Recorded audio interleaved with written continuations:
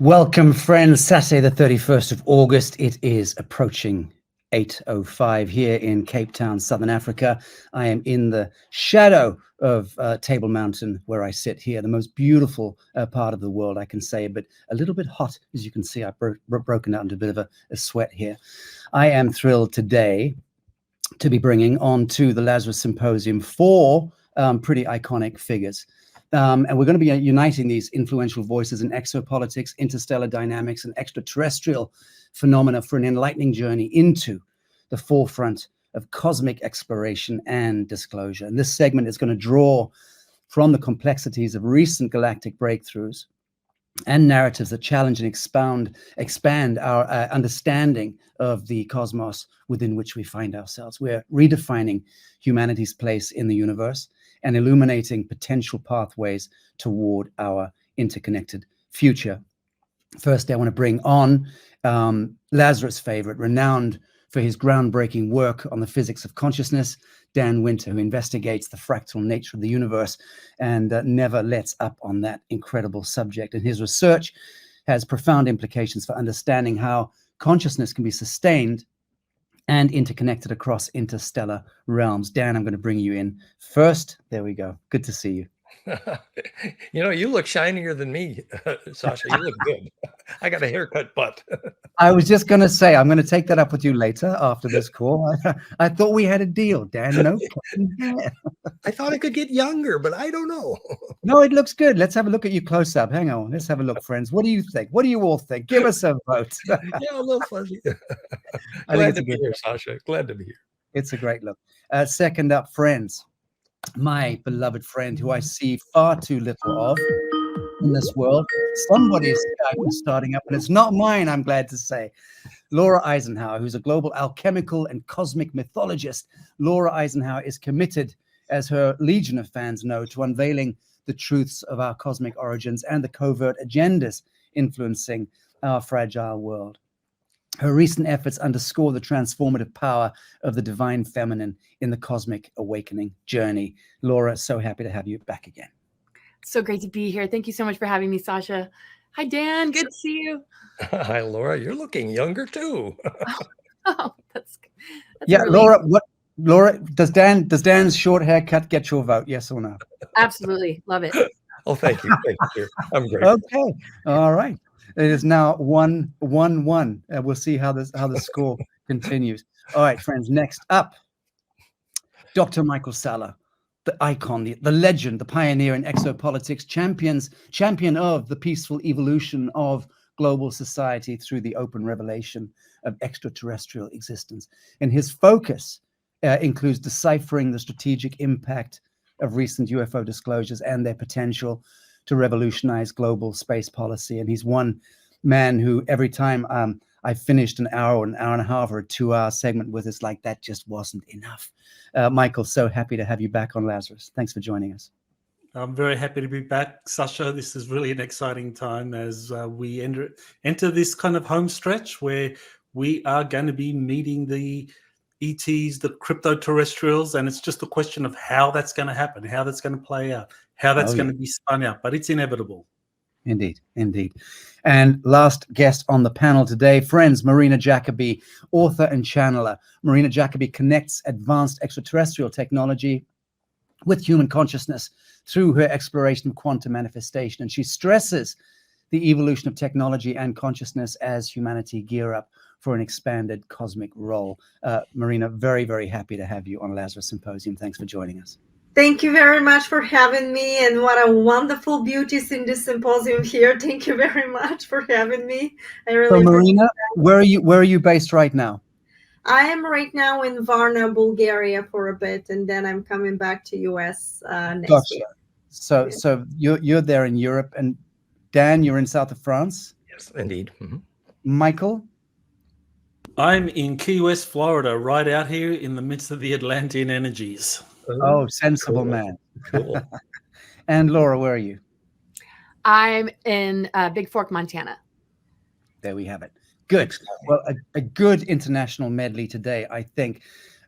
Friends, there's a whole host of questions that I've got, And I know that we've got an audience watching live that are going to be already starting to throw questions at Dr. Sala, at Marina Jacobi, at Laura Eisenhower, and at Dan Winter. But I'm going to kick off by asking each of you on the panel, how do you perceive the current trajectory of humanity's understanding of its place in the cosmos, and what role does your particular area of expertise play in shaping this narrative? Laura, we'll start with you.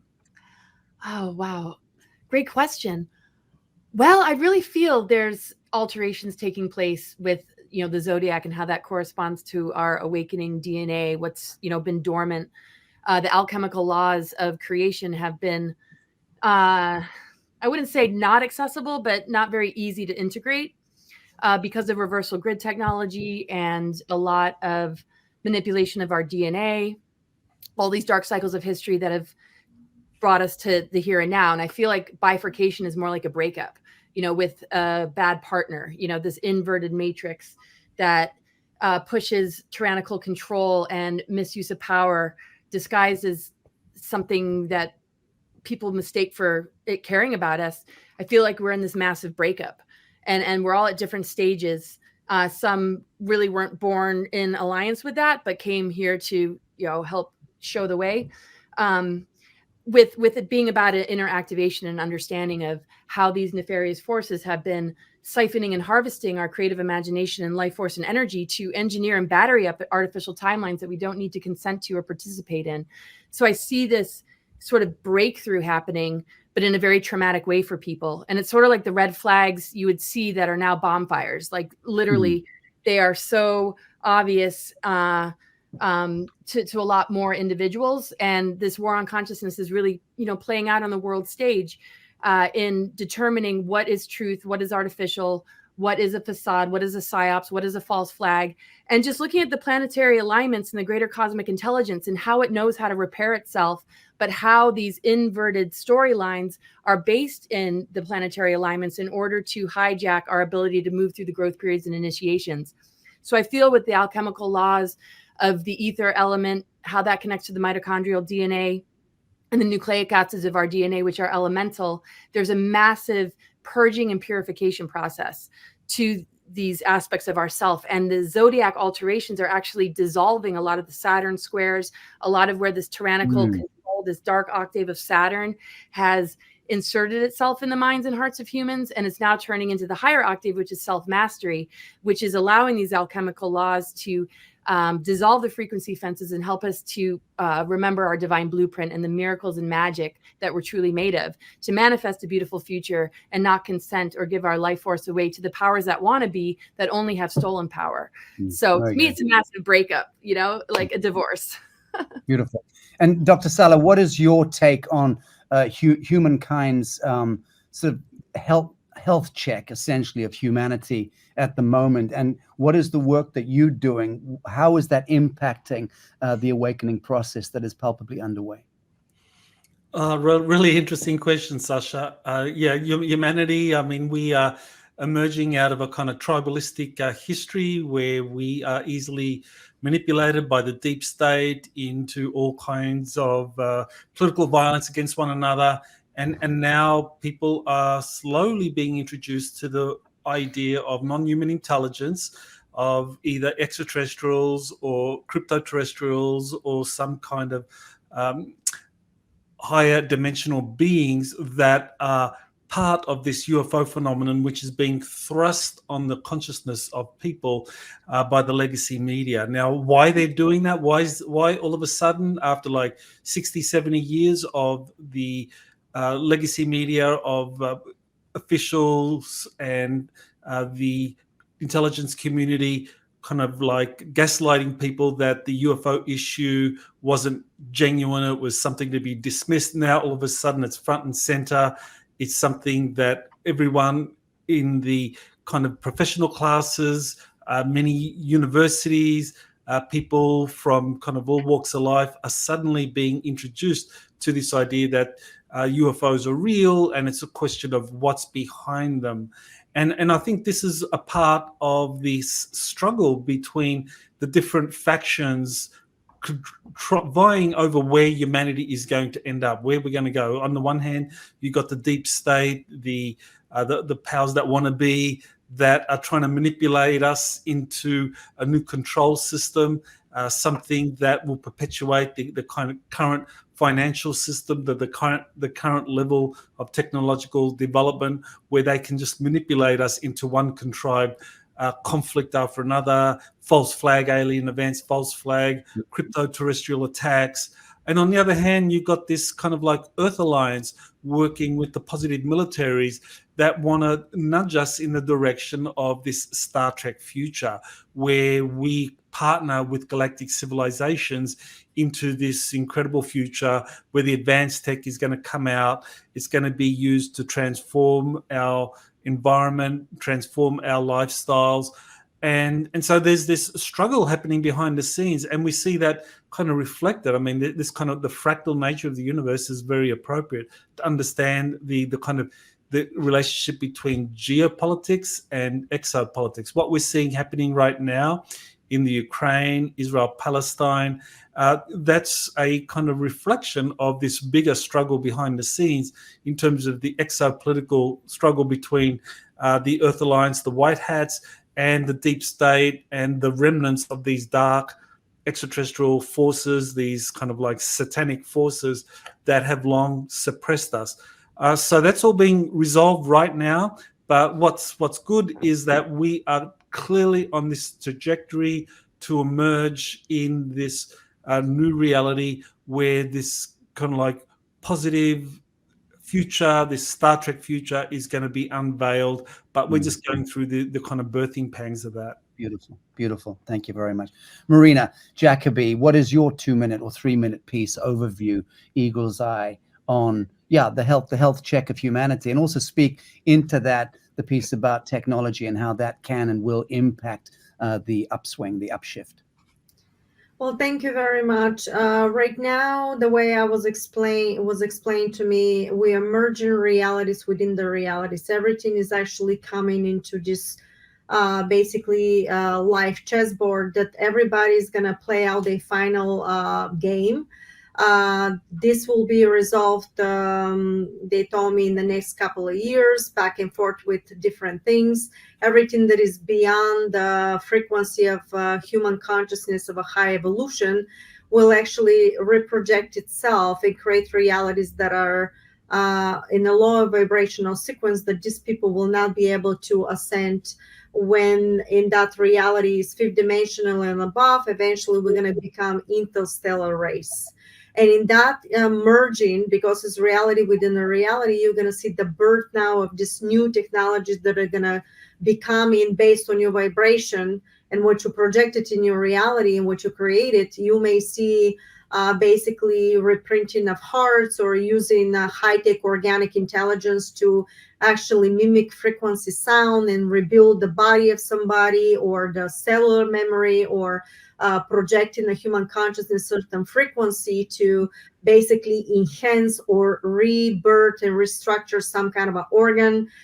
This is what's coming for humanity, and the people that are going to see this timeline of realities, they have to be in the frequency of their own consciousness to be able to reproject that into their own hologram, which is the ascension protocol that is connecting all of us in the future.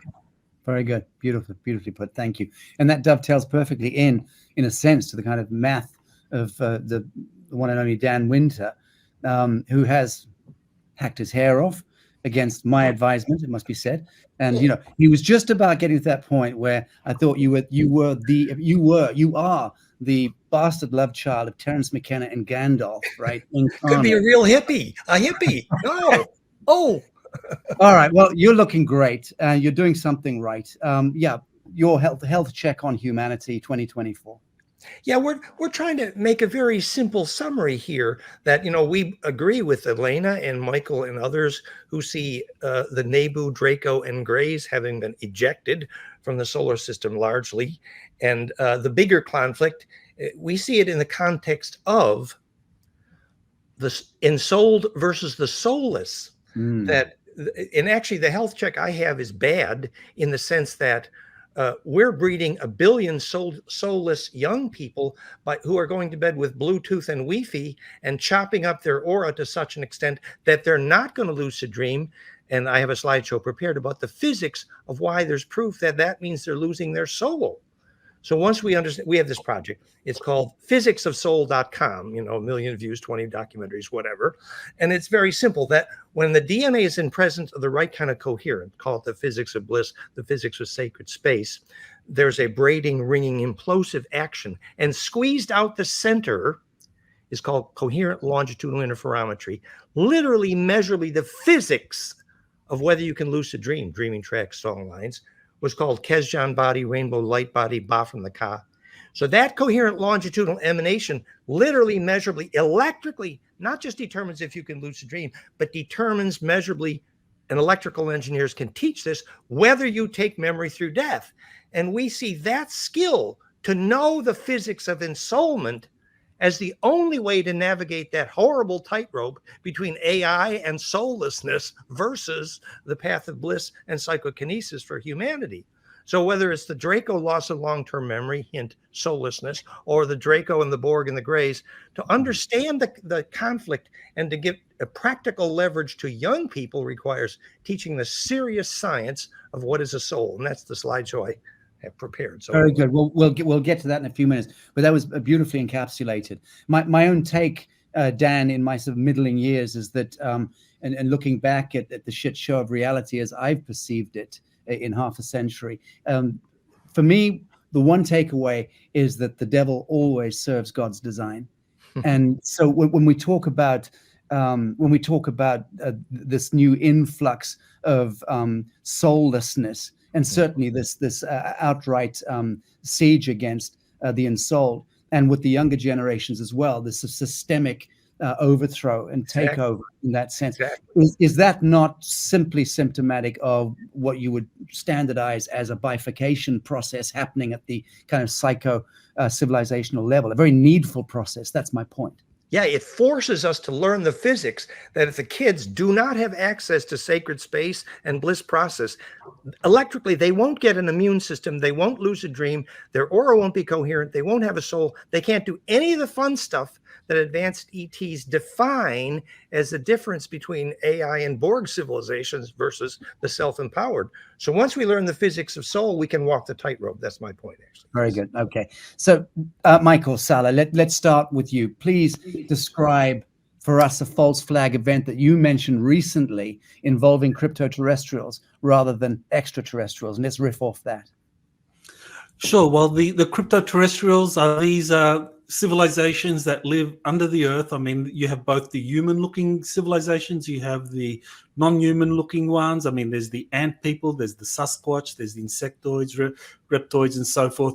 And what's become clear to me is that these civilizations have indicated that due to the kind of like awakening of humanity and the kind of like whether you call it the ascension or the awakening or the growth of Gaia, that they are going to be introducing themselves more to surface humanity, and that they've been introducing their craft more. People are being allowed to kind of visit their civilizations more.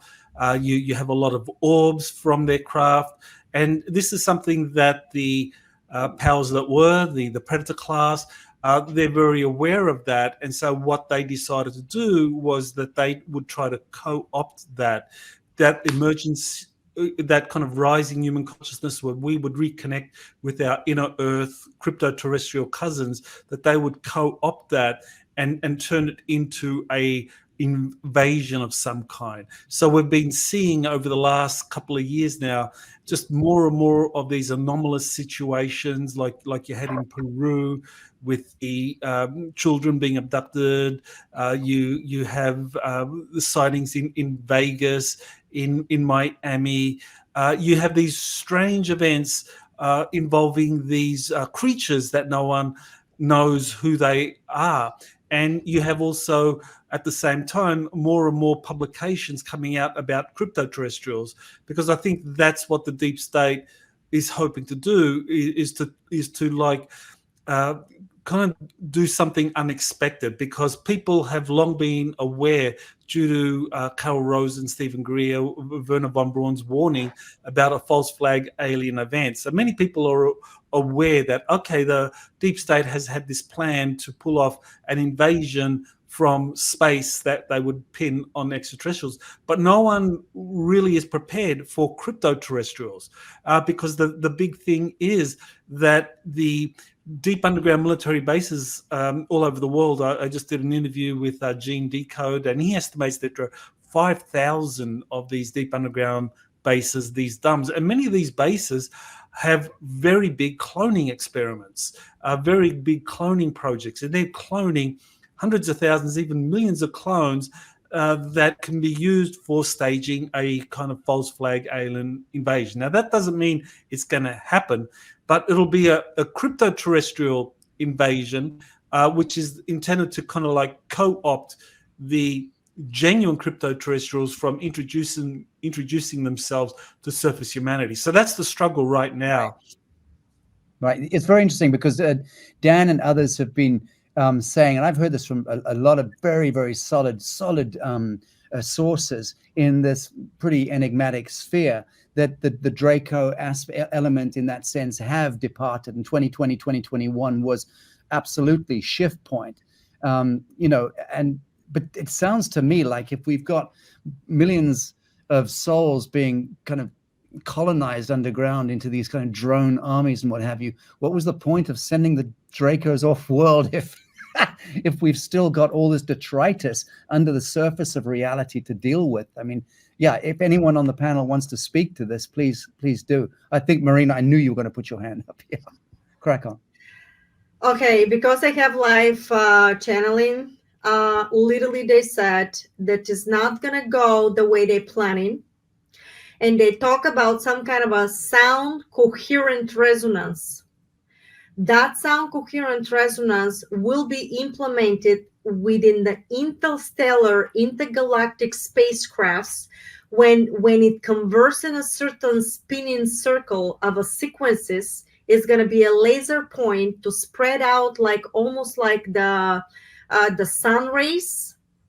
And when that resonance is being given into the interplanetary layer, they talk about a layer coherent resonance. I see it right above the ground, maybe like 10 feet. When they try to come out, if anything like this to happen, there will be some kind of a seizure within their adrenal pineal section, and it will not go exactly the way it was planned. So that's the answer. Good. I think we all agree with that much. Laura, did you want to jump in on any of this? Sure. Yeah. I don't think anything's going to go according to plan. I feel there's so much that I wouldn't say the word blindsided, but I mean, these beings cannot perceive of what our higher intelligence can perceive of. The AI can only mimic, match, record, and imitate. And it requires our vibration to be pretty darn low for it to even work. And I feel that when we look at being soul-centered, that is the 5D. And being soul-centered means there's discernment, means that your intuition is strong, means that your frequency is an override frequency and can de-weaponize and offset a lot of the AI and the manipulations and the clone races. All that's activated to sort of act in this, kind of way isn't really going to get very far if we are shielded in our consciousness from linking into it. And I feel a lot of the things people have been inhaling, we've been inhaling, and what's gotten into a person's system, with the antenna being formed to link into a lot of these different events that take place, as long as you're able to break the mind control aspect, I feel that is the strongest of all weapons. And that's what keeps alive everything else and allows it to spread throughout the nervous system and separate the soul matrix from the physical vessel. That if a person can break that down, the body becomes spiritualized and begins to remove and transmute or alchemize a lot of these things that we've taken in. So there's nothing that they can really do when we've already overcome a certain vibratory response and reaction to all that is bombarding us. Yeah. And simply shielding, I feel, is enough. And a lot of individuals are doing that. And that override frequency, I feel, is like the 5D tower that overrides the 5G, and everything is a simulation, and the last dish efforts for them to create a sort of theatrical performance that is no longer being run by the nefarious forces that have been so prevalent on the planet, and that they were cornered so that they wouldn't be able to leave, and no new nefarious beings would be able to come in.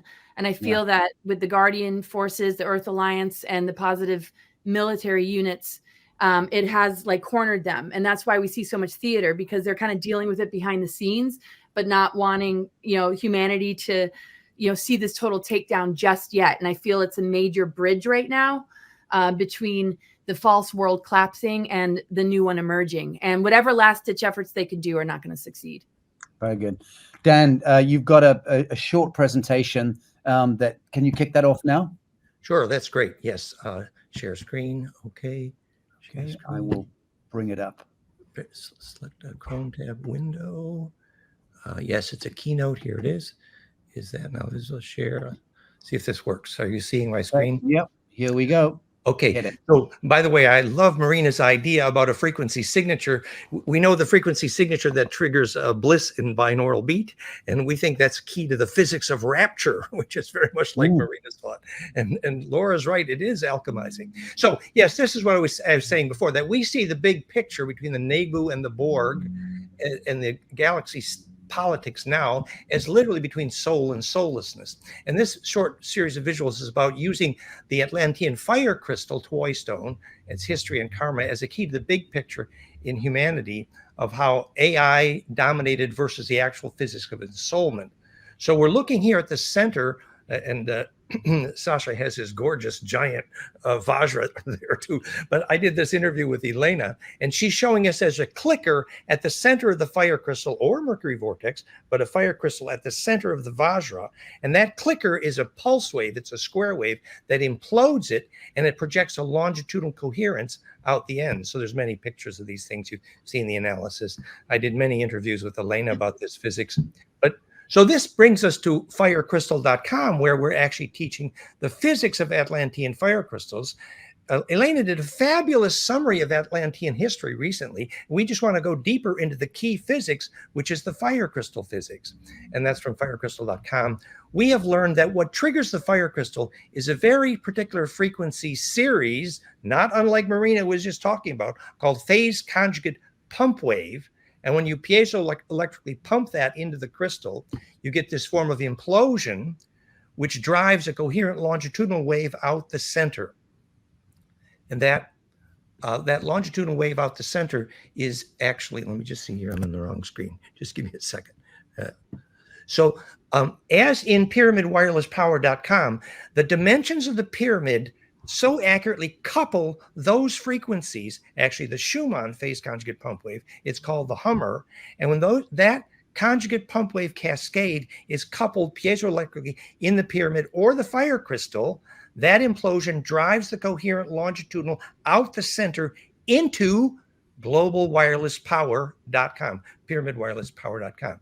Similarly, in the fire crystal, if and only if the accurate dimensions, three-dimensionally, are piezoelectrically precisely tuned to that equation in 3D, can that cascade implode through the Planck threshold, projecting the coherent longitudinal. For example, the famous Koski-Frost experiment, after the phase conjugate pump wave hit it, it changed scale dramatically and then made 800 times its own weight in gravity. We have the book on that at fractalfield.com/propulsion. So we want to talk about the frequency signature that is the key to this, because if we understand how that wave works, it's literally a 3D caduceus, and that's actually the trigger wave. And so what we published was that the PlanckFire.com equation calculates these frequencies right here as being the perfect implosion series. And interestingly, Dan Willis recently published these very closely related frequencies, 10, 20, 30, 50, 80, which is simple Fibonacci, which you see how close they are to the actual equation for precise charge collapse for how fire crystals work. And you see, we're going to get to the point that if we understand that, then we could understand the physics of how we get a soul by imploding DNA with bliss. So this is about the relationship between Fibonacci leads to golden ratio. So when Marcel Vogel was holding his crystal, he was using his breath as the phase conjugate pump wave. But the problem is that the crystals whose sides are not parallel cannot be accurately tuned. That's the problem. To accurately tune them, you actually have to have this perfect phase conjugate pump wave trigger device. And the ideal device is piezofire.com, which actually can put this exact frequency signature into, we use it for healing and pain control here, but it's a perfect crystal firing device. Exact analog parallel here. Tesla started with a carbon arc. Here's the carbon arc right here, the Buckminster fullerene, in which he learned to project scalar longitudinal plasma by studying the carbon arc. And the carbon, ideally a fullerene, is a conjugator. You see how the shape of that device looks like the famous Star Mother crystal. It's actually simply a phase conjugator. So this gaining energy during charge collapse, we're going to see the physics of how you get a soul, teaches us the hygiene for young people. So phase conjugate charge collapse, cause of gravity, cause of soul, cause of bliss, cause of life force, cause of consciousness itself. An example, Aum, when you say Aum correctly in spectrum analyze, the curve you get is a phase conjugate pump wave. That's why you get bliss. And this is the mathematics from plankfire.com. We're not going to do all the mathematics, obviously. But the side view of that fire crystal, we see here, beam me up, Scotty, the lithium niobate, the dilithium crystals. So if we understand that crystal, we can understand the physics of ensoulment. Here's how we make the phase conjugate pump wave in the body. This is the Mayer wave, the sacrocranial harmonics. And these are the same harmonics, the Schumann harmonics and the breath harmonics. And these are those same harmonics, the same equation in the brain wave, a phase conjugate pump wave. If you can make these brain waves, then you can implode your DNA, have the bliss required to get a soul. So the coupled dimensions of the crystal are the same as the coupled dimensions of the pyramid. So the parallel sides crystals enable the phase conjugation. And what we say is that the famous Hebrew alphabet was actually the tetrahedral symmetry views of that plasma domain. And the Jewish tradition might say that the tetrasymmetry is the solution to turning AI into consciousness, but it's not. It's a superset. We'll explain more than a minute. So the core slide here is that the central problem for the evolution of technology among races struggling with AI versus children who have a soul, people who specifically inherited soulless Draco blood through Enlil Yahweh, the Draco. And by the way, we're not saying Draco blood isn't powerful. It's powerful. But the issue is, who has the soul? So historical credit here, Elena Denon says Enlil's father Anu was bribed to marry the Draco, Enlil's mother, and came to regret it. As a result, Anu's Anak, Sumerian is Anak empire, was blackmailed from the solar system for millennia until he had a galactic federation, the Draco-eating Nagamok allies, enough to eject the Siakar, Enlil, and the Greys, not just from the solar system, but from the galaxy. If Anne Rice is correct, Enlil Yahweh, the vampire drac, is probably the largest plasma parasite, literally a grim reaper in the history of the solar system. So to understand the difference between what's a parasite and what has access to bliss is the physics of soul.com. We can articulate the symptoms of what it is to gain and sustain a soul. The soul is specifically the known and measurable coherent longitudinal EMF the body produces and radiates by bliss implosion compression, the Ba from the Ka, rainbow light body, Kesjan body. This is illustrated by the university documented phase conjugate pump wave frequencies known to trigger lucid dreaming, exactly like Therify.net does, see luciddreamteam.com. So ability to lucid dream, coherently embed in the longitudinal array dreaming track, is probably one of the best indicators of whether you or your child can take memory through death, have a soul. The second major indicator of the presence of soul is the ability to make the known phase conjugate pump wave coherent brain waves, which make bliss, theta, alpha, gamma cascades, flameinmind.com, just the way we measured Jean-Charles Moyen ability to teleport. So these piezo couples to the EKG and the HRV, and this is sacrocranial physics. So all of these are the exact same frequency recipe for implosion, literally the physics of soul. Here's the cascade. Here's the harmonics that make Kundalini. And this is how it works. The transverse wave goes down the implosion vortex and propagates a longitudinal wave. And it's that wave that propagates efficiently enough into the array, the fractal longitudinal array called sacred space dreaming track songline. And here is the gravitobiology equation showing that longitudinal wave is the physics of gravity waves and the physics of bioactive fields. And here's the same implosion defining the origin of the nuclear age. The critical mass, obviously, the nuclear critical mass changes when you go to sacred sites. This is why. So basically, the superset of the tetrasymmetry was the hypercube symmetry of the Alphanum. This is, more complicated here. But you see that, so in the movie Contact, they were teaching us how to implode. And actually, that movie is about lucid dreaming. So DNA becomes a torus, the tetrasymmetry.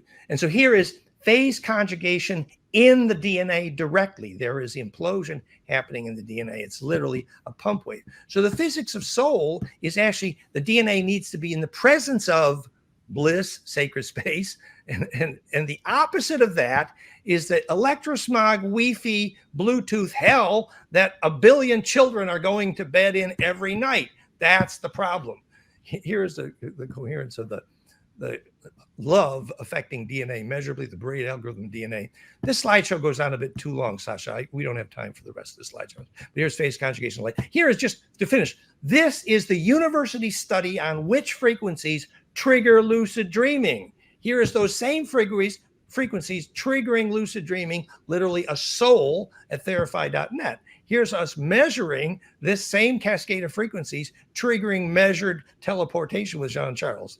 Again, I think this slideshow is a bit too long, so I'm going to have to cut it there. But you see, where I'm getting to with this is that the galactic politics right now, the Greys, the Dracos, the Nebu, versus, those who live only by AI and those who live by knowing their children must have a bliss process to have a soul. The Aboriginals will write about one thing. If you can teach your young people to have a bliss experience, then you have culture. Otherwise, no. And that means that culture defines the ability to make a soul in your kids. Now, if your kids are going to sleep in electrosmog buildings full of Wi-Fi and Bluetooth, and they never get access to Schumann, and they never have a bliss experience, they never get grounded, the kids are never going to lucid dream. So you have billions of children right now who are losing their soul because we cannot teach what a soul is. Physicsofsoul.com. I said that is the critical tightrope turning point of today's galaxy politics. Anyway, beautiful. Thank you, Michael. The physics of bliss, yes. Mechanics of ascension, hyperdimensional physics. Is this likely to become the mainframe academia in days ahead? In your view? Definitely, people will need to understand the ways in which consciousness can be transferred from one body to another. The technology exists for that. We know that Alex Collier was talking about that in the early 1990s. He talked about the DAOs or the Nebu being able to extract the consciousness of children and put them into some kind of little box and basically take them off planet, and this was part of a trade. So exactly what is it that they are transferring? Now this seems to be some kind of transfer of consciousness, and that seems to also be part of what is happening in many of the secret space programs. We have Tony Rodriguez, we have Randy Kramer, we have Daryl James. We have quite a few people who have been part of the secret space programs say that they have signed contracts where their consciousness is actually, they get permission for their consciousness to be used for a particular period of time, like 20 years or so, for these programs. So this is where the technology again is being used for being able to exploit people's consciousness for the benefit of these programs. Now, this is where we get into the very interesting question of, well, and I guess Dan or Laura might want to address this, is, how do we distinguish between a soul, which is a fractal of the universal consciousness? How could that be actually extracted out of the body? Is the soul just kind of like sitting above all of this, watching the consciousness be transferred? Because I think there is this difference between soul and consciousness. So I think that's going to be something that's going to really be very, very important in the years ahead, as people understand that, this consciousness or this technology exists to be able to extract consciousness. But does that mean that the soul is actually being manipulated? And I think that's very different, because I think the soul is connected to this kind of greater omniverse, and that things like bliss and being able to be a fractal embodiment of the universal consciousness is important. But I think those are really important areas to explore. Very good. Thank you. Marina, did you want to comment to any of this? I actually was told about that from the Council of Nine regarding the extraterrestrials. There is a technologies like this. I'm sure there's more technologies only than that. But what they told me, one of the technologies is called hyperspace hologram, where you have organic intelligence when you get in this space. Is like a virtual reality room. Is actually can catch your coherent resonance from your thoughts and emotions, and you actually are literally projecting meta reality. It literally looks like this. But they also told me that they actually you can fragment part of your soul. And when we all know the movie Avatar, how the soldier was sent into that planet. Literally, that technology exists, where you have, again, organic intelligence put certain sequence when they know the stargate of the pulsation of particular planet Earth has a certain sequences, and they knew that this was artificial planet. That's how we end up in this tyranny.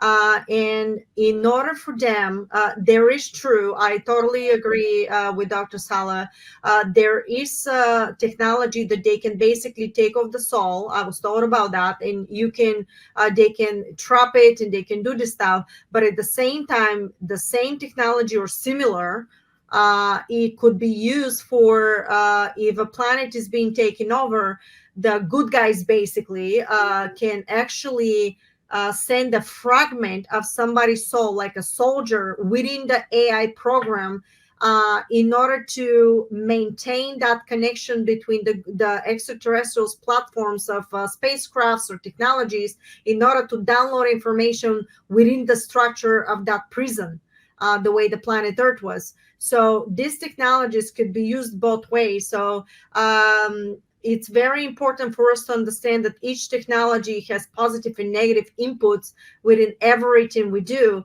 And this is exactly what I was told, that we cannot dismantle completely the artificial intelligence, but there's another version of it, which is organic, which is basically to advanced computer. And they said, but what is very difficult, because the artificial intelligence is one of probably the most advanced technological system in the universe, and people don't know what they're doing, and it's got to be very carefully done when we're actually playing with that. And this is where the timelines of separation is happening. We have to be aware the difference of AI and organic intelligence is sentient, will never hurt, will actually coexist with something. Because in order for us to penetrate certain structures, we need organic intelligence to be very precise on certain modalities in order for you to enter. We're not talking that our soul and body can actually restructure the DNA, and your body is like a spacecraft that can open portals.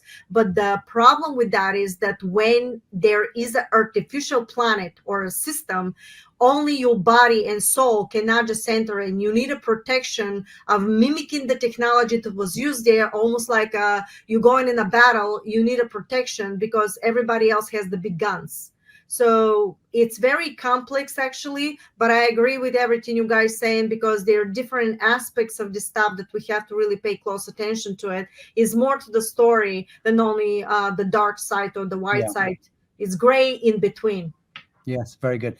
Laura, artificial intelligence or manufactured soul, so to speak, versus organic sentience, and the idea that these can both coexist in this plane. Is that something that you see as a possibility? Just riff on that. Yeah. So artificial intelligence, it seems that there's a way to bind it to DNA. There's just a way to, just begin to assimilate, into the human that separates them from the soul matrix. But if going back to kind of the question, if you have a strong soul agreement, you're going to eventually override it. How do some SSP folks get their memories back that begin to be whistleblowers, that are maybe the anomalies in their eyes that seem to break through it? It seems that their soul and higher mind connection is able to bypass having their mind wiped. So it seems unconsciousness, amnesia, and just all these different mechanisms that have been put in place to yank us into this assimilation can be, broken down. Even the Christ consciousness is able to dissolve black goo. I mean, there's things that we might think are permanent, but if that soul has a strong enough agreement and has enough converging moments in its life experience to answer to that, then that begins to break down the ability for the AI to succeed in that particular person's journey. So when we look at it on a bigger picture level, all species eventually magnetize back to source. On the larger picture level, there's beings that have compromised themselves, became assimilated into the AI, and are looking to break that.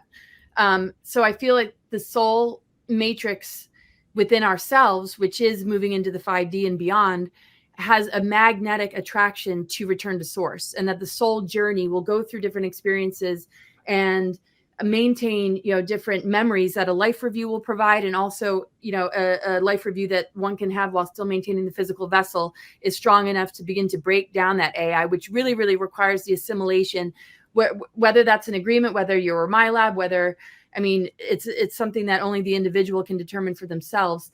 That automation or that roboticness, what they're trying to do to our children, getting them all gender confused when it's a time of awakening to our androgyny or our divine blueprint of both the masculine and feminine looking to integrate. There are all these ways to capture the consciousness in order to prevent the natural growth periods that cosmic and natural law and alchemical laws provide. So anytime I feel that bond is broken, that is when one begins to expose this stuff, and it only can be used in nefarious ways until it expires. And then that organic AI that could be more useful for, injuries, accidents, used in a responsible way while we're in our spiritual development, would mean that we have consolidated our soul experiences, breaking the amnesia, and we're not going to do what happened in Atlantis or allow the Dark Lords to succeed in, wiping us out. We are in a process of healing Tiamat Earth, a wounded consciousness, a planetary system that's been working on healing itself.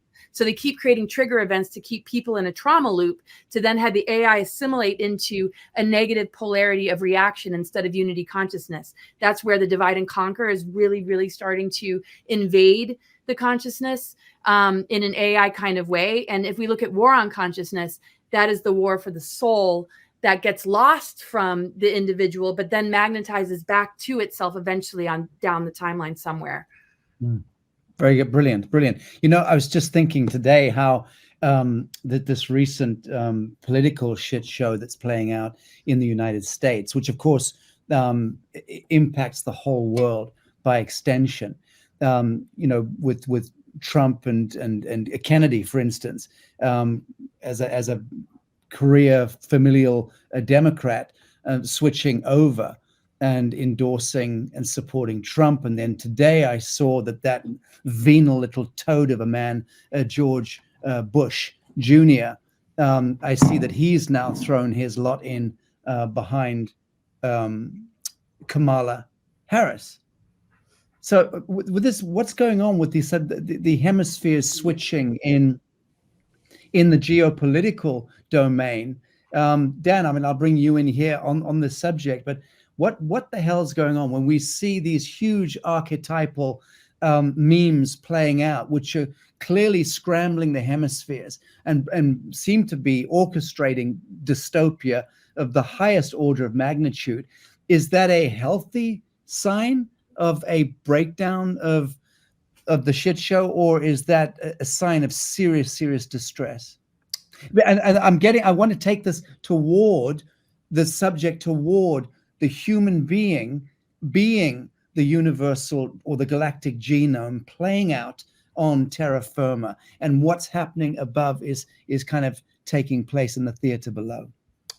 Yeah, I'm always a little reluctant to get. I mean, for me, I was part of the 30% of USA who turned off CNN for months after Trump got elected because of the feeling of nausea was overwhelming. But that's neither here nor there.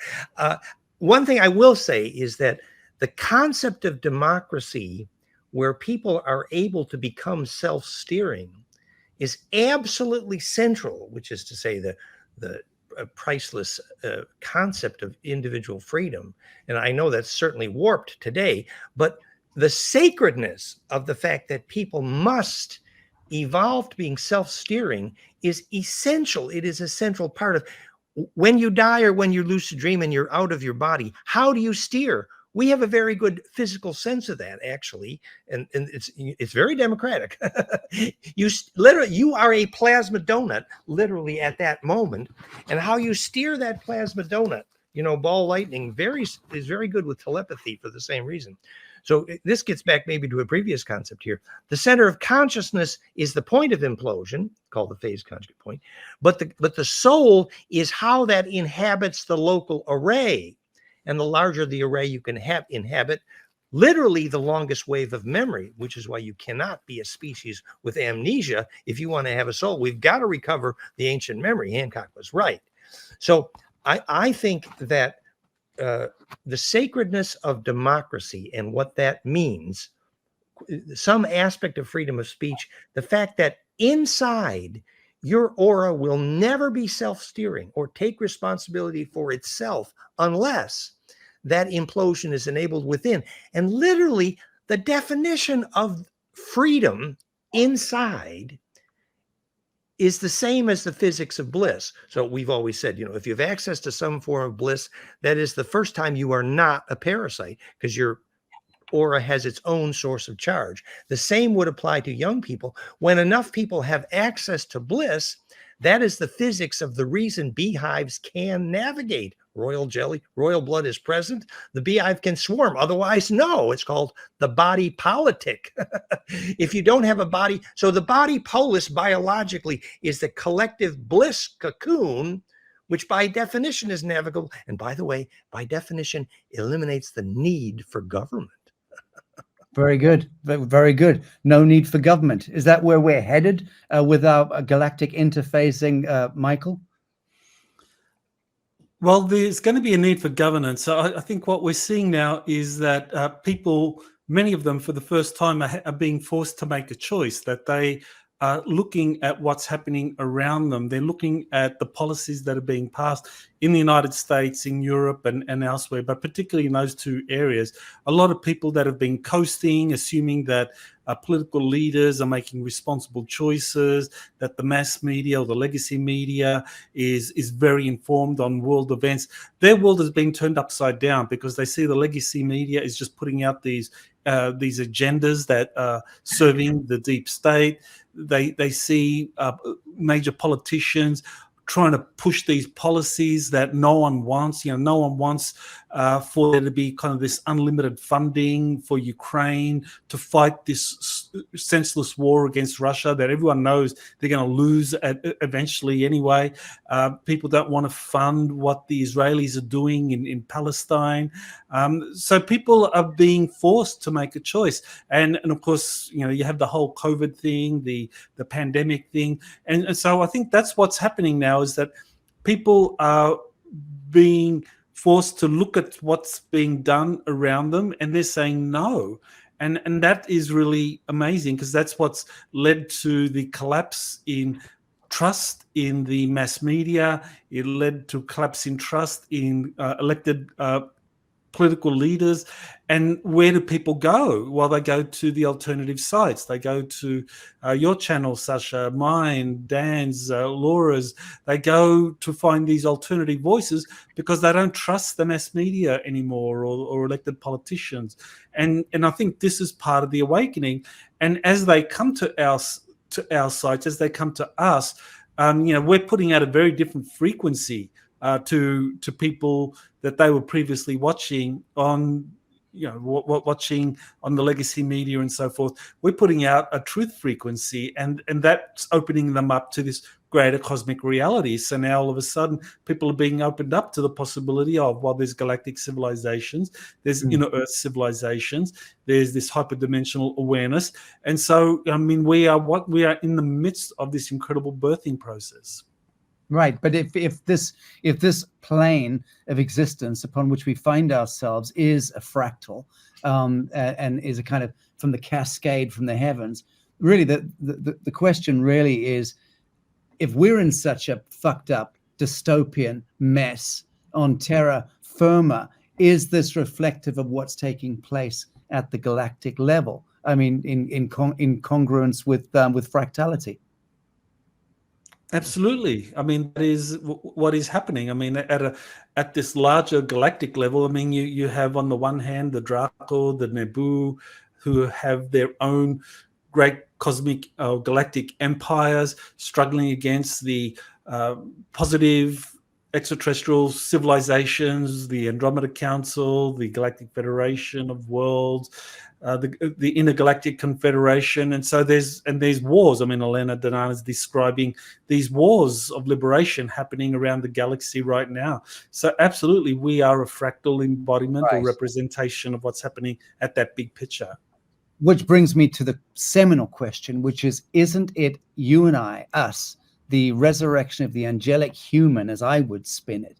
Aren't we the absolute alpha omega? Are we not the antidote to the galactic shit show as well as the one here? Isn't that the point, that our full and true coherent resurrection is the antidote and absolves all of this galactic hoo-ha into the next iteration of, as Dan would have it, a blissful expansion or expression? You know, Sacha, we were teaching for 20 years that the human race was the vaccine for the Orion Wars. And then when Elena said that they used the same tall grays that deceived Eisenhower Truman, they snuck them out of here, used literally a virus, inoculated the Nebu hive queen, and all of the Greys Nebu collapsed in the Orion Empire. We were the vaccine for the Orion Wars. But actually, the vaccine is the fact that the genetic diversity here is so maximal that if we do learn real bliss process, we become really very high in the pyramid of psychokinesis. Very good. I mean, I want to bring Marina in to get some real-time channeling on this, but Laura, as we've dragged your great-granddaddy into the melee here, the deception that occurred when he was holding the highest office in the world, is that a very significant part of our history? Well, I've learned a lot. I mean, I have learned so much, and I have been open-minded along the way, even if it's not something I want to hear. I have a strong agreement before I incarnated, and remote viewers and healers and psychics all throughout my life. And this book that was handed to me describes me being an influence on his administration and warning him, a part of a galactic crew, and that I decided to come in along with, many others that were going to bring about the truth. And his alliance with Val Thor was very significant. There was an unconditional surrender agreement that took place in 1952 under Truman, and every president since then had inherited that. But he went against that covertly with the help of Val Thor by establishing the White Hats, the Earth Alliance, and petitioning to the Guardians. So Elena and others have said that MJ-12 signed it behind his back. When he was president, there were 20 levels of top secret above him.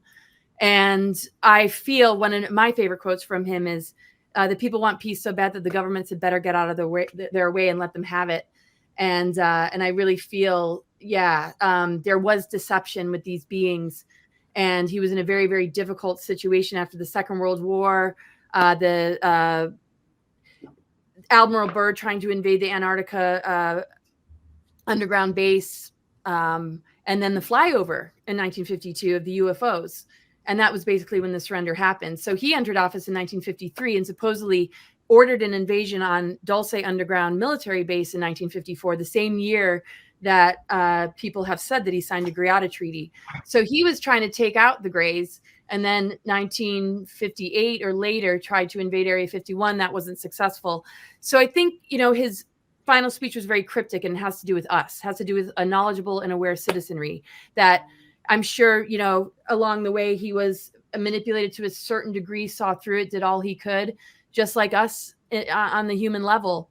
And that the biggest message I feel coming through him, and that I experienced growing up and just in my connection to him, is that it's about us, that there are advanced souls. There are powerful missions here that the government structure is going to have to break down. It doesn't serve us. It's mind control. It's governing through sleeper agents, Manchurian candidates, people with alters, people that have been groomed by three-letter organizations. We're not even dealing with, a government that's looking out for the people, and that that part of it would need to collapse, and that there would be guides and those that would bridge these two bifurcating timelines in order to get as many on board as possible through the use of benevolent and helpful technology that relate to free energy and all the technologies that Dan talks about and what everybody in this group is talking about.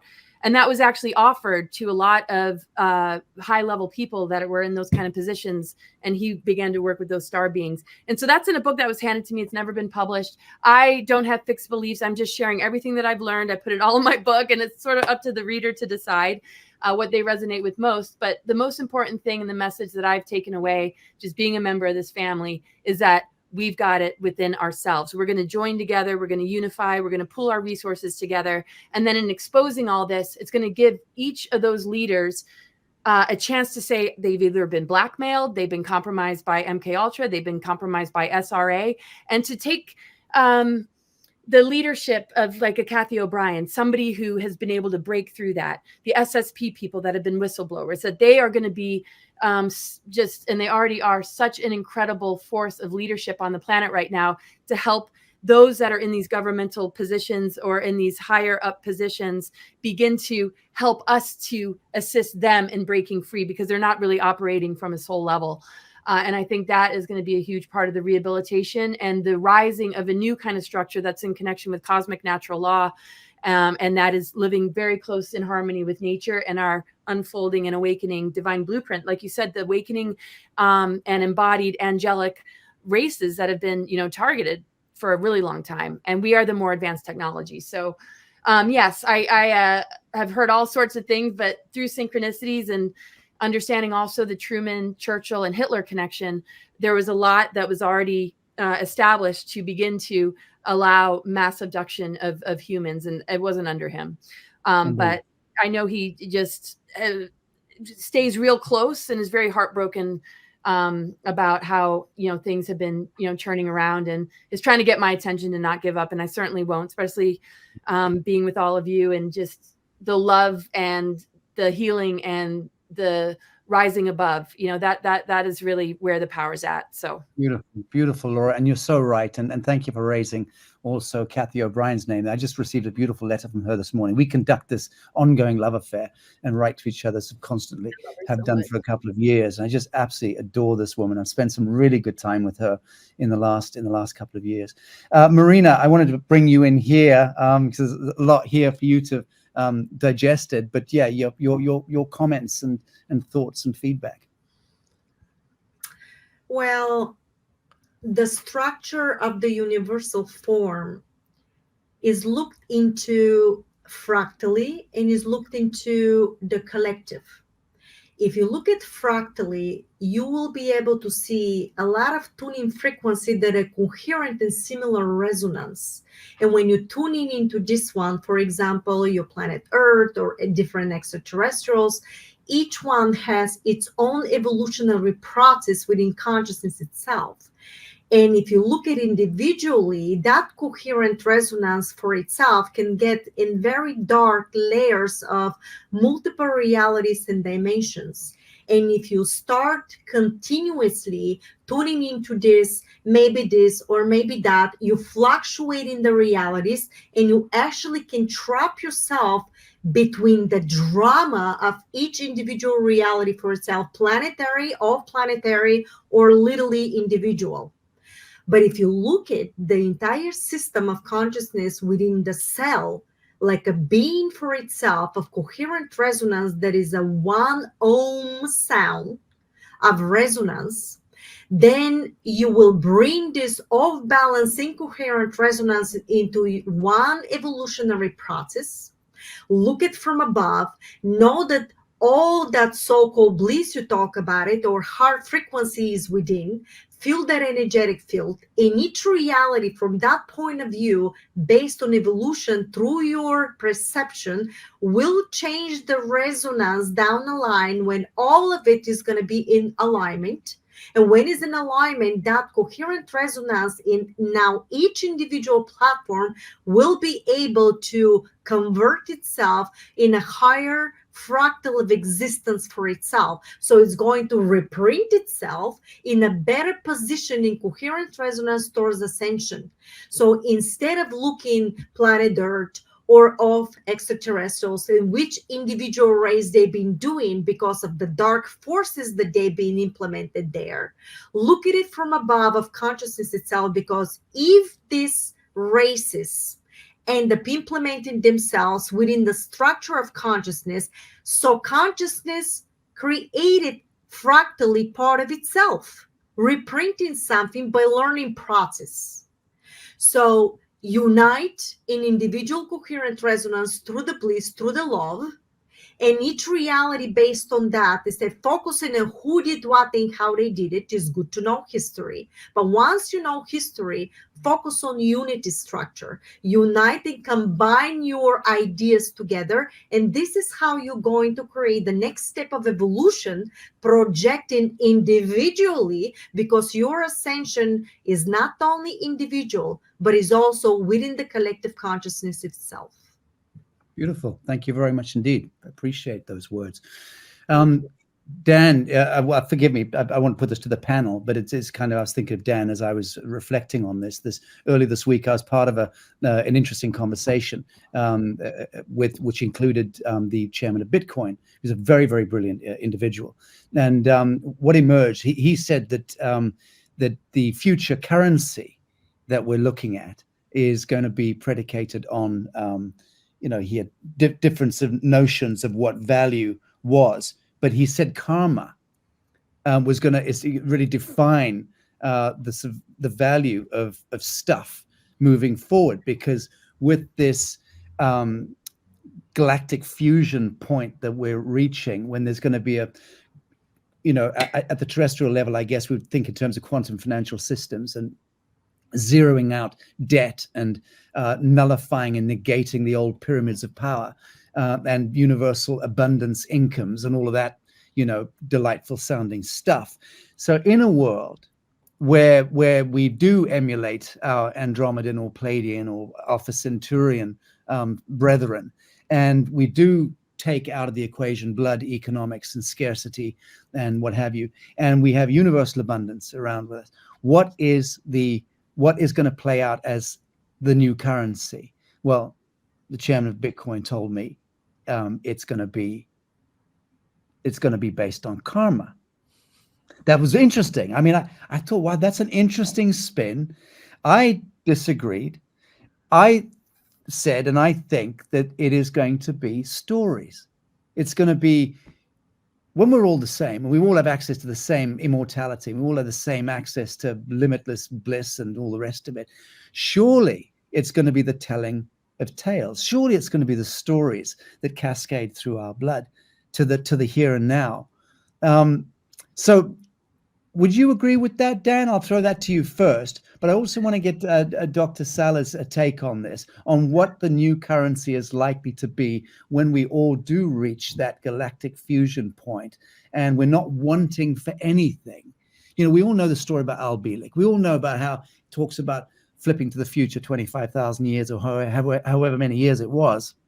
and a completely blissful egalitarian society was proliferating there with a great big digitized holographic brain sphere thing that was doing the judging of people, you know, but everyone got into a malaise. There was a kind of boredom that set in. So yeah, that's my question, really. It's a very abstruse one, but what is the currency likely to be once we reach that bliss peak wave, as Dan Winter would put it? You know, they say that money was just a symbol for human energy in service. And the more service rendered, the more, you know, that's the measurement of value. And that's a real way to talk about money. And yet, you know, the Draco measures their power by whether their presence feels like a vice-like grip so strong that it can actually kill a human. So if you quantified consciousness, it is how the vice-like grip of the plasma domain is compressing, and that can be quantified. But karma actually is a long-term name for the fact that whether the distribution is in fact efficient. In fact, charge distribution efficiency is about the only definition of consciousness and economics, really. So you know, our fractaleconomics.net, if you ever looked at that actually the fractal arrangement of the distribution of service. So I would say it has some relation. Karma is just another name for, is your aura propagating efficiently? And lucid dreaming is another name for, is your aura propagating efficiently? And your service. Another way to put this, let me put this another. When Jasmine was teaching how to live without food, you know, you'd sit in nature and be grounded and all that stuff. But one of the things she's taught was, well, you need to be doing for the major part of your day whatever it is you yourself believe is your highest level of service. And if you're doing that, then you won't need food. Okay, I like it. That works for me. That works for me. Michael, any comments on this abstruse subject of the new human, or the resurrection of the angelic human reaching this idyll, and what then will define or differentiate one soul from another in that utopian, egalitarian, galactic fusion? Oh, you need to unmute. We can't hear you. Sorry, yeah, I'd really like the discussion you're having in terms of the new currency. And I think it does relate to this new human, that the new currency is going to be something along the lines of, I think, memories. And look, there was a scene in the Radu Cinema book series, Transylvania Sunrise, and it concerned Radu Cinema going into this hall of records. I think it was the one in Egypt under the Giza pyramid or near there. And he says he went in there, and there was these walls where there were, he said, I think it was like 50,000 of these kind of like crystal discs, and that you would take one out and you would put it into this machine, and it would play out the kind of holographically some scene. And so, you know, to me, this is like stories, like you were saying, stories or memories. This is the new currency. That's what's coming. And I think as you were saying, as we evolve into our full angelic human consciousness, that the thing that we will value most are these stories, are these memories that we each have and that we can share. And that some of us will just have a much greater variety of experiences, memories that we can share. And I think that will be, it's a really kind of nice way of looking at it, that, you know, the richest among us will be those that have the most experiences to share with others, the most memories. And it's really beautiful, because it means it's a constant sharing of information, and it's something that can be traded. And I remember there was an episode in, I can't remember which of the Star Trek series, it might have been, I think it was the Voyager series, where they went onto a planet, and it was like the planet traded in memories or stories, that this was of great value. And so they bartered the records on the Enterprise or the Voyager spacecraft to get to get some commodity from this planet. So yeah, I think stories, memories. This is the future currency, and that's, I guess, part of this evolution of the new human as we start to reconnect with our true self, our higher self. We start remembering the many thousands, hundreds of thousands of lives we've spent on other planets, in other star systems, or as planets or as suns, and that we've chosen to come here on Earth to be part of this adventure. And as we start to remember who we truly are, we have all of these incredible stories and memories that we can share with others. Indeed. And Michael, whilst we've got you, we did a film last year on space arcs, which was very, very popular and went somewhat viral. And of course, you're the authority on this.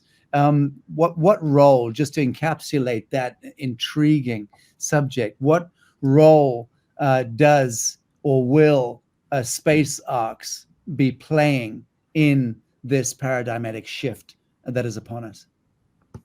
Well, it all depends on us, really. If we manifest some global cataclysm, then the space arcs will be used to ferry as many humans as want to be part of that experience off to somewhere else. Or if we manifest a future that recognizes the contribution everyone can make and we get rid of the deep state, then these space arcs will share their technologies and share the incredible records that they have, because these space arcs are records. I mean, they are kind of like a living hall of record that has an organic consciousness responsible for the entire craft, and it's being used in past civilizations to seed new civilizations. Like, that's how Atlantis was seeded. There was a space arc that was at the root of the Atlantean civilization, and I think this is what we are heading towards as we awaken, as all these deals are being struck, as the Earth Alliance works with the Galactics to kind of like raise humanity, kicking and screaming out of this kind of insular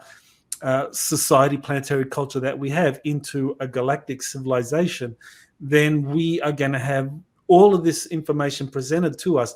And if we can cope with it, if we can adjust it in a harmonious way, then I think the arcs will be used to seed incredible consciousness. Now, if there's portions of humanity that want to stick to kind of religious dogma and are not going to accept a lot of the information that the extraterrestrial visitors and the crypto-terrestrials have to offer, some will choose to leave the planet, and the space arcs might be how they can leave the planet and start off somewhere else.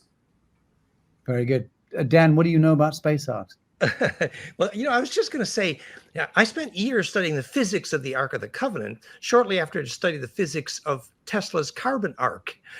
And the carbon arc is how Tesla learned to propagate longitudinals, actually, the fullerene story. And the Ark of the Covenant was, in a sense, literally the perfect capacity. It's capacitive implosion originally. I know where you're saying, well, these are memory devices from ancient Atlantis. I agree with that. But the concept of arc, in principle, starts with the physics of that arc was a phase conjugator, meaning you could use it to make gold powder. You could use it as a mercy seat in which a plasma intelligence could inhabit. You could use it to, stabilize monatomic gold and make Holy Communion. You could use it to non-destructively contain radioactivity. So the perfect arc actually electrically is a name for the perfect memory container, if you understand what a phase conjugate arc is. Very good. Okay, friends, I want to invite each of you, as I've got some brilliant minds and hearts here. Does anyone have any questions for any of these other brilliant pundits on this panel? I mean, I'm happy to continue putting questions out, but I figured it's kind of rude. I figured that whilst we've got you all here, maybe you wanted to ask something of each other. No? No well, takers? I have a question, and that is, when we are talking about a soul consciousness, or a soul that can be fragmented into many different, there's soul splicing. I recall Randy Kramer saying that from one soul you can splice off 10,000 fragments, and that these can be used to animate clones. So yeah, that's the question I have, is like, well, if you have one soul, can that be actually fragmented into 10,000 fragments that can then be used to activate, say, a clone army? Well, I think, Dr. Sala, you know that most of the SSP reporters talking about that say they parasitically use trauma to split the souls into fragment, and it wasn't a healthy thing at all. And even another thing we might say is that Elena and others have agreed that even using stargates and portals is somewhat soul fractionating. So the actual implosive coherence of plasma that we call soul, for example, the intelligence that inhabits and steers the moon and steers Nibiru and steers the heart of the earth and the heart of the sun, we know the geometry, that Anu slipknot plasma intelligence shape, and it is not designed for division. No, that's my short comment, actually. That was a pathologic, for the soul stealing Draco. Yeah, but healthy? No, that's my thought. Okay, very interesting. Yes. I was just going to add, yeah, I mean, if you're fragmenting, soul energy, you're using the creativity or the manifestation abilities of that fragmented soul. And if you look at the bigger picture of the Sophionic energy, the Akamoth, how it was bound to like the 2D put in reversals, this whole Baphomet worshiping, the Dark Mother reversal grid energies, and all the different aspects of our galactic history that has been kept from us, and rewritten history that causes us to reflect upon memories that aren't even real. So how can we really heal? This fragmentation has been such a huge thing for us to begin to integrate, even as a collective, to, all like kind of put the pieces, back together to rebuild the 12-strand DNA, which, our zodiac chart with 12 houses and 12 signs shows. Now with the 13th sign, this integration process is even easier. So I would say that, using any, fragment of soul is to harness and take that creative power from that being. But there's a magnetic pull to return to wholeness, to get your missing parts, to reclaim them. And I feel that is encoded in nature. It's encoded in our consciousness to be on that path, no matter how long it takes us to get there. I just wanted to add that. Wonderful. Love that. Thank you so much. I had a curious message came through yesterday from a friend of mine through the social media spheres called Jane Vaughan. And the question was, and actually she was asking me to put this to Dan, but I don't think she was aware that I had Laura and Dr. Sala and Marina here for today's panel. And the memo is as follows. It says, 3 of us, we wonder if you could shed light on an incident that happened to us. 3 of us witnessed a normal man morph into a 15 to 18-foot giant. His name is Peter Tarleton, a high energy being who has had Pleiadian contact, I understand it, from observing spaceships from the age of 30. We were in a glass conservatory when the incident happened, and all 3 of us witnessed a different morphed being. Joe saw a being with blonde hair, blue eyes. He was transparent, holographic. She could see the conservatory building through his body. And Jane, who wrote the note to me, saw a being with dark golden brown, long layered hair with blue eyes, not transparent. And Analia, who's age 12, saw a being with slick back, wet, dark hair, green reptilian eyes, not transparent. Peter, the subject, was unaware of what we saw, but was aware that he had morphed. And has since told us that there was a ship above us when we entered into the conservatory. We experienced a memory wipe about the incident for several hours. We're still in contact with Peter, but they're asking,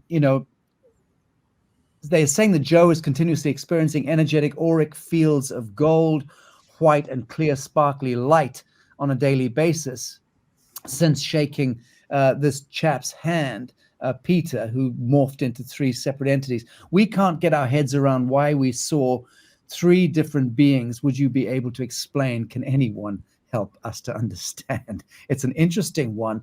Any takers? Something to do with oversoul, when Diana said that Queen Elizabeth morphed. Well, I think a lot of people, when I was young, people always saw me with a cowl, and I realized I had too many past lives as a priest, so I morphed a few times. They saw my past lives. Well, there are shadows in the plasma of the various entities present in our evolution. That'd be one comment. But another thing I would say was any kind of memory wipe is really a bad sign. That I would think that as well. Well, that's a good takeaway. I think that's a really good takeaway. Any sign of a memory wipe is a bad experience by distinction, because it was a violation of critical sovereignty. End of story. Yeah, I like that. Very good.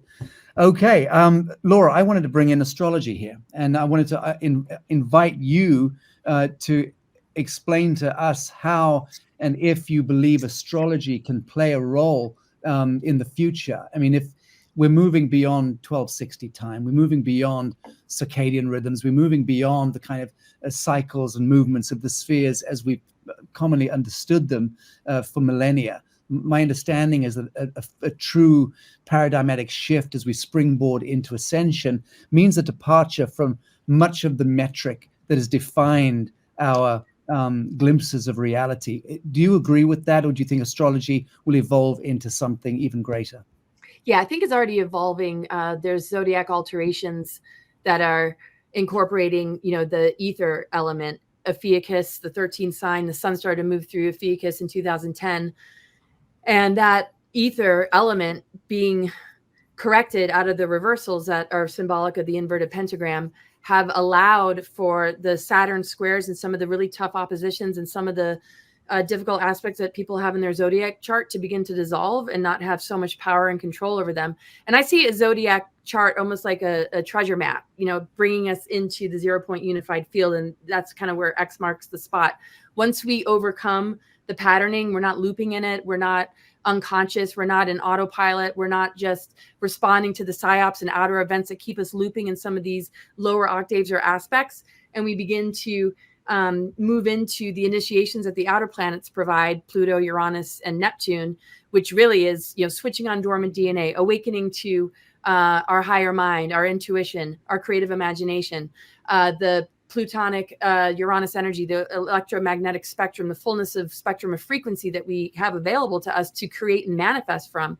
It's going to begin to change, the zodiac that we are all born with. And with this alteration, we would want to sort of reset the energy and seeing how the presence of Ophiuchus and this ether element connected to Chiron has to do with connecting to unconditional love, not the reward punishment system, not lower creator gods, not religion, not outer authority that's manipulated us, that is literally dissolving. And the only remnants that remains is through like the epigenetics principle, our belief in what is being thrown at us. But it's no longer something that our fallen Milky Way system is holding, or the planetary grid network, in the damage in the reversal grids that through osmosis we were taking on. We've like overcome that.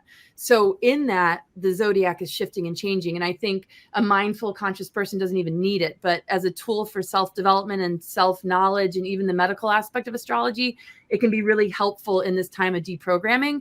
And then, it's just not necessary, unless you're just wondering what the heck's going on. It's a really, really helpful tool to understand, is this coming from past lives? Is this coming from, lineage? Is this coming from, and it can be very eye-opening, but it'll lose its necessity, I think, and it's up to the individual. Some don't feel they need it in this life. Some do. But I think it's going to be a helpful tool, especially for this younger generation, like Dan was talking about.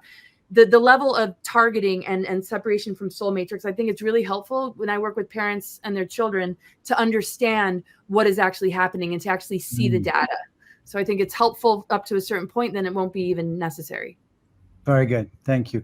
Marina, I wanted to ask you, as far as technology is concerned, what is your understanding of technology fusing into consciousness? I know that you're very focused on extraterrestrial technologies and quantum manifestation, and you're kind of playing an extraordinary role there. Can you just elaborate on what your critical focus is as it relates to consciousness, extraterrestrials, and technology? Well, what I was told from the extraterrestrials, and then I was connected with the Council of Nine, which are basically like, for example, Supreme Court that oversee ETs and individual planetary systems like humans. They basically can change your soul contract. They can do a lot of actually stuff, and they are basically connected from a different planetary systems, very advanced souls. It's actually a hierarchy within the systems where your soul is basically fragment. May I interact with that stuff? Because if you fragmented somebody's soul, basically they told me 40% will stay in a certain location. I'm not talking about how many times. I was told by percentage, because if you have to enter, for example, the planet Earth, the soul of that individual that is so collective and so smart, for example, is so knowledgeable, it has all the memory, has to be fragmented from a positive point of view in order to enter certain planetary system because of the level, the stargate, the grid that is there, and to be able to hold the memory. That's what they were explaining to me when I was connected with all the stuff. And then they had to, because I had to basically download information how from the ether you can create a meta structure. The bridge, basically the quantum manifestation protocols are basically that were given from them are the bridge and the key of the basically how you manifest, how you construct, deconstruct, and what is the relation between ether and matter, how you actually switch realities, how actually can shift and create a new timelines and parallel realities. And that was the key of creation, the metaphysics, the chemical structure of everything you do within the physical to go into the ether and vice versa. Because your body, your consciousness can become a vessel of shifting realities. You may use the technologies because it's part of evolution. We have a trajectory of evolution that is a learning process of consciousness itself, to know itself, to create something, not to be too boring, for example, if we look at it from, just watching a movie, but it's actually consciousness, it has its own evolutionary process. And if you create an aspect of yourself, you actually create different realities. So it's very important for us to know how we can manifest, construct, and deconstruct the realities. That is connected with metaphysics, that is connected with spirit, with the spirit to know what the soul is. There are different aspects of the soul, how they're fragmented and what realities that they're experiencing. But the ultimate thing is that what they told me, no matter what type of fragmentation, no matter what type of experience, we have to understand that each of these souls, each of these experiences is actually a fraction and reflection of God's source itself in one unit.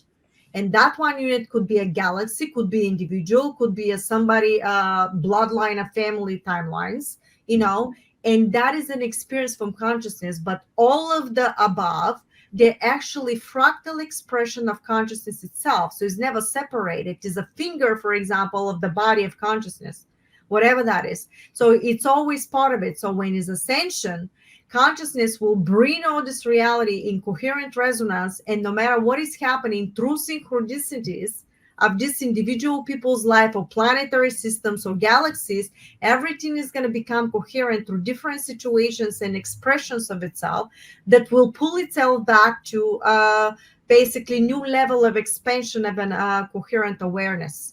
And that's what's really happening. So no matter how we look at it, and no matter what type of a race is, and how it's happening, who's fighting with who, and how you don't like this person or like this person, the most important thing is to stay centered and to completely understand how we can transform the realities and shift the timelines, because then you are the driver of your experience and not the basically the passenger.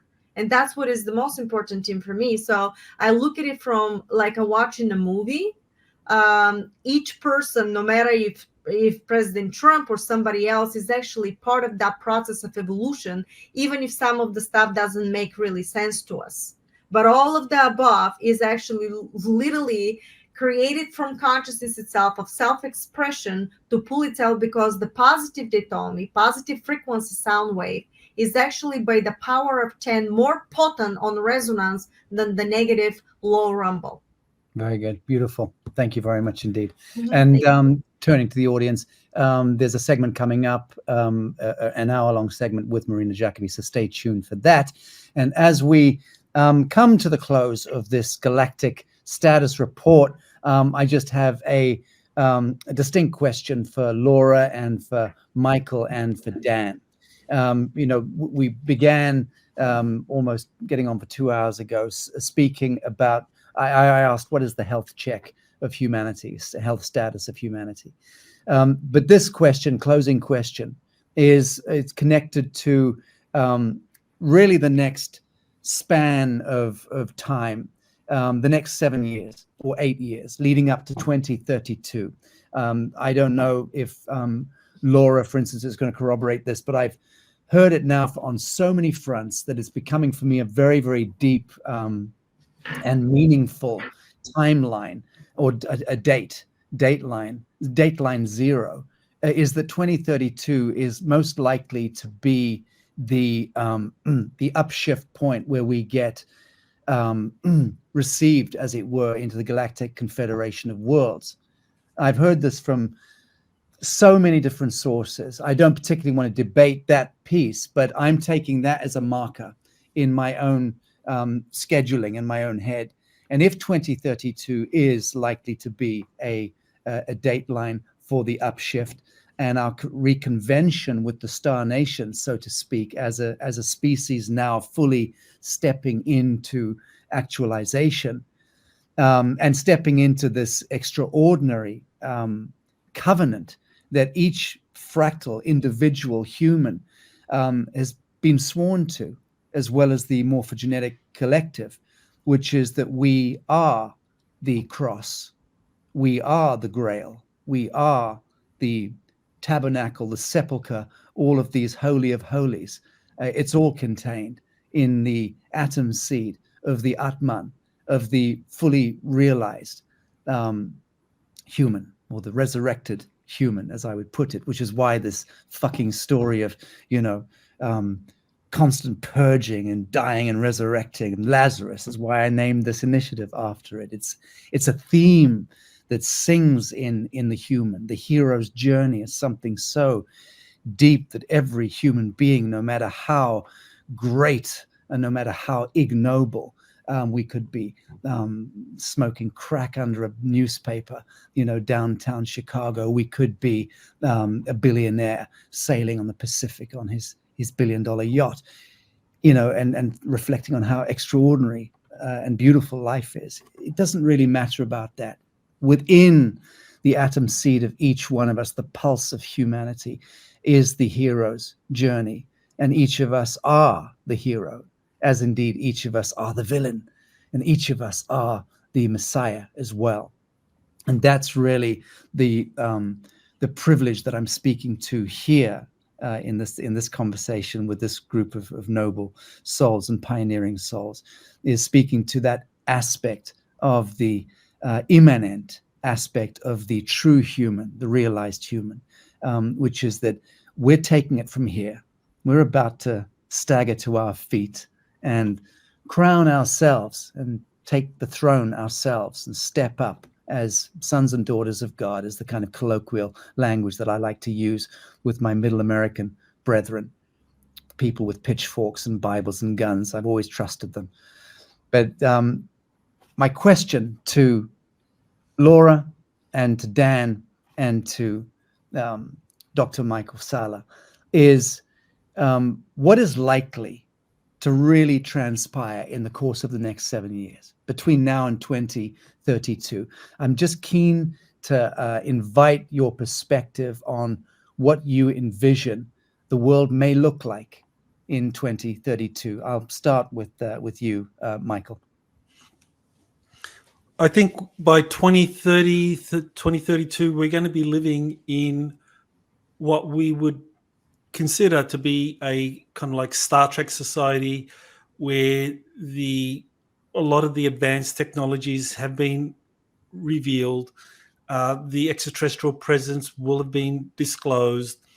That the US Navy Solar Warden program is something that is global in terms of people from many nations will be joining that, enlisting in that, and that will be part of this kind of like fleet of craft going out into the further reaches of our solar system, into other solar system, helping create colonies. The corporations are going to be out there doing their thing in developing these advanced technologies. So on the one hand, what we're going to have is a very high-tech world where a lot of resources and a lot of attention is going to go off planet to build colonies and to really kind of like spread our wings as a galactic civilization.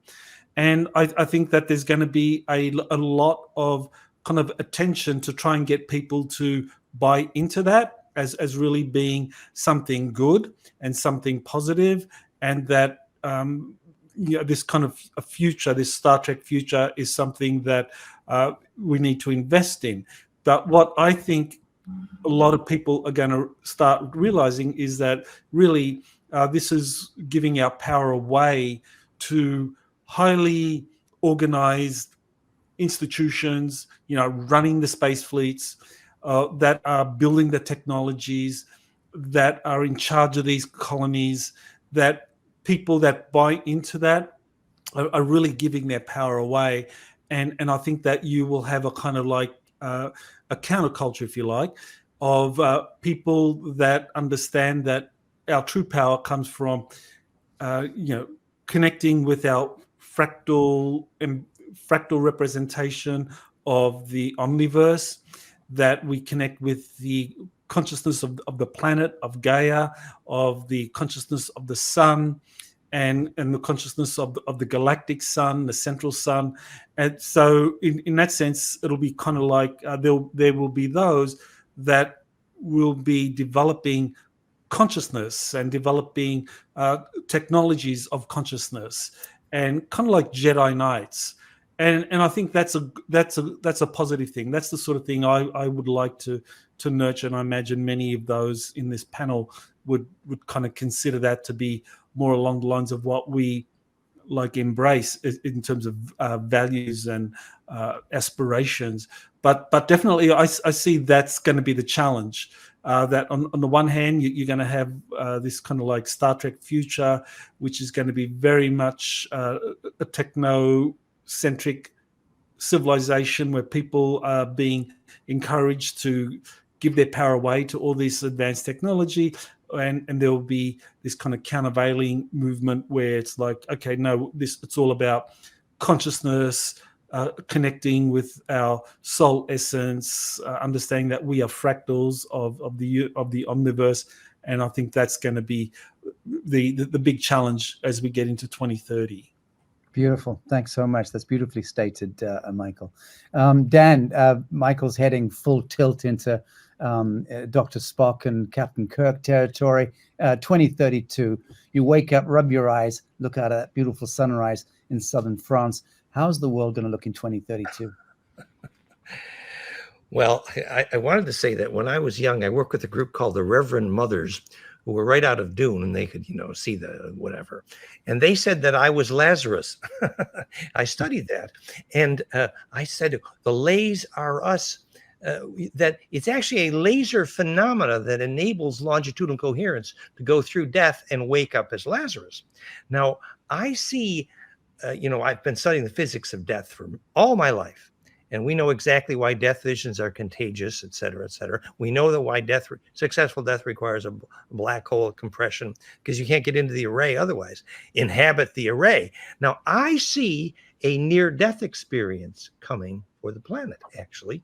For example, there's 1,000 ways you can imagine, but one is conventional physics is quite positive that at least a magnetic, if not physical, but a magnetic pole reversal is imminent for the next 15 years. That's conventional physics. And magnetic pole reversal is probably very likely species. It could be species. It's literally a near-death experience in the sense that at the still point in the center, to inhabit a still point when the galactic radiation is not shielded from the Earth is absolutely a near-death experience.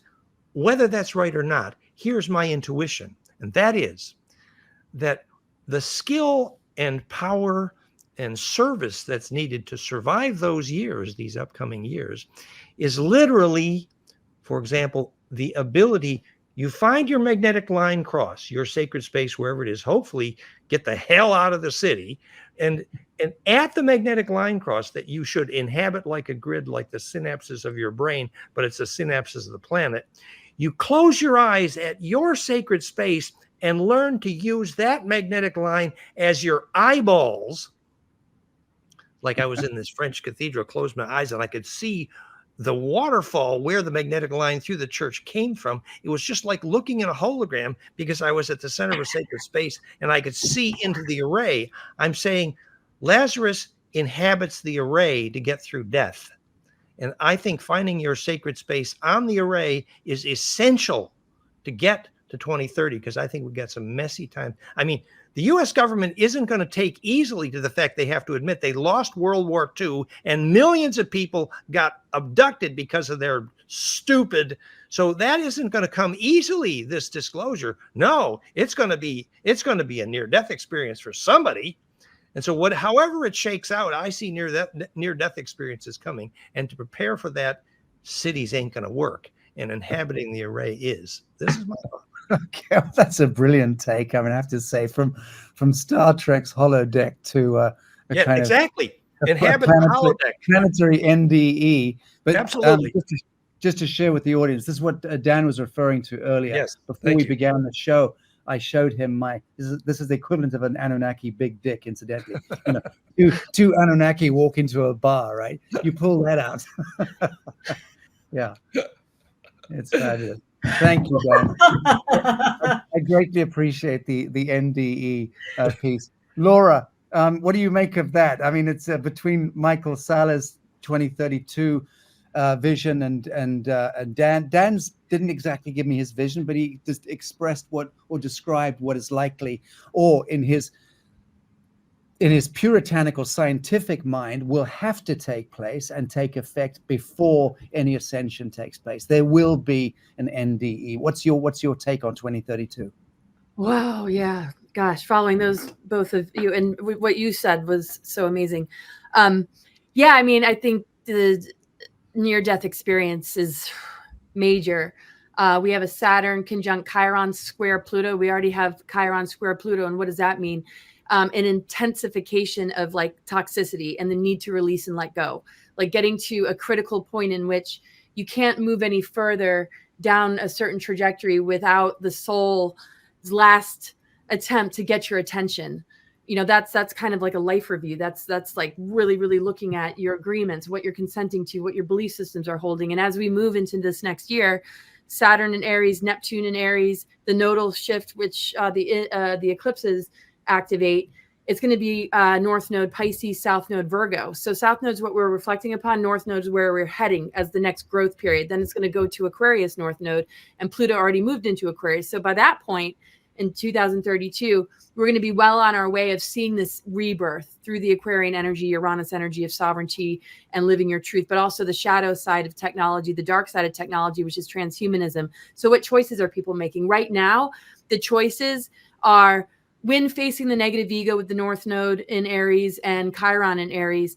Are we able to look at those wounds? Are we the wounded warrior, the wounded truther, or the wounded identity that has taken on a socially engineered version, or a version that is not really your truth? And so in this next year, it'll be about this Pluto square Chiron and the intensity of needing to clear, needing to heal, needing to resolve. And the body, mind, spirit communication is going to be really, really strong. So when you were mentioning health, it's going to have everything to do with mental health, your communication with your physical body. Can you look at dis-ease and see it as an opportunity to get closer to yourself? Or you're going to still consent to the problem, reaction, solution game being played, which will, attempt to have its next version, right? There'll always be like some kind of next version, but it depends upon the consent and the feeding of it and the compliancy and the relationship that is formed with it to even engineer these artificial timelines. So it'll be a time for breakthrough. And then what world are you in on the other side of that? Well, if we can drop the fear of death and know that we're here and remember that we're here for spiritual and soul development, it won't even matter, because we'll know that no matter whether we survive this or not, we are moving on to a higher category Earth, or a new experience, or an experience that is going to reflect the growth that we allowed, the awakening that we allowed. So I think we're going to see an ascending Earth. But is it going to look the same for all of us? Is it going to be on this particular planet that we're waking up to every day? Is it going to be some death experience and we wake up somewhere else in a higher Earth energy that we got transported to? Do we get, it's like there's no way to really predict. But the most important thing is that we pay attention, because Virgo is ruled by Mercury. And it's an earth sign, has to do with our physiology, has to do with what belief systems do we hold that our body is not thriving in. And if we can look at that adversity and see it as a wake-up call, we can actually not fear disease and give our power away. We can realize the roots of it. We can get in touch with our past lives, our galactic history, and who we truly are, and leverage dis-ease to find true wellness. And that is the breaking of the mind control on the planet right now. So we should be in 2032 at a very, very empowered place, much more self-sufficient, much more self-reliant, much more our own healer, guru, and authority, making the rules for ourselves with a heightened aspect of Saturn, which is self-mastery, that has literally cut all ties and cut all cords with any kind of inversion, and is seeing the world reflect back what's encoded in nature, and the beautiful possibilities that we have experienced in higher advanced civilizations, with the remembrance and the lessons that we've learned to be able to maintain it for a lot longer than we've seen in the past. Beautiful. Thank you so much, Laura. And guys, thank you so very much. As I said to you, to the audience, I've got Marina Jacobi for an hour coming up in a segment, so stay tuned for that. And she speaks at great length to her vision of what's upcoming for humanity. So all it remains for me to do is to say thank you, Laura, beloved Laura Eisenhower. Thank you so much. Dan Winter, thank you. Dr. Michael Salla, thank you so very much for joining us. Marina, thank you. Blessings. Thank you for having me. Thank you for being here, everybody. Wonderful. Thank you. A joy to share. Thank you. Thank you.